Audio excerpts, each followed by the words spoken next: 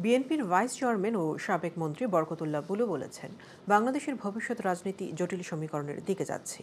এ পরিস্থিতিতে জাতিকে সজাগ থাকতে হবে।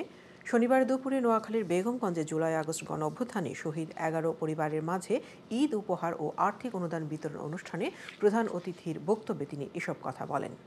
অনুষ্ঠানের আয়োজন করে বেগমগঞ্জ উপজেলা ও চৌমুহনী পৌর বিএনপি। এতে বিএনপির ভারপ্রাপ্ত চেয়ারম্যান তারেক রহমানের পক্ষ থেকে সহায়তা প্রদান করা হয়। সভাপতিত্ব করেন চৌমুহনী পৌর বিএনপির সভাপতি জহির উদ্দিন হারুন।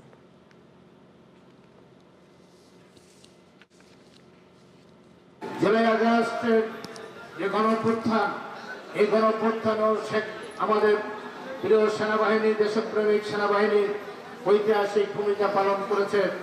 সেনাবাহিনী যদি সেদিন জনগণের বিরুদ্ধে দাঁড়াতো, জেনারেল ওয়াকার যদি দাঁড়াতো, তাহলে বাংলাদেশে আরো হাজার হাজার লক্ষ লক্ষ মানুষ মৃত্যুবরণ করত।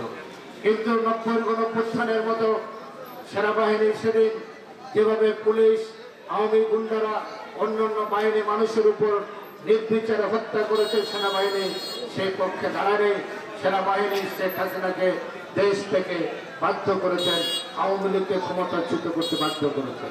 সেজন্য আমরা সেনাবাহিনীকে অভিনন্দন জানাই।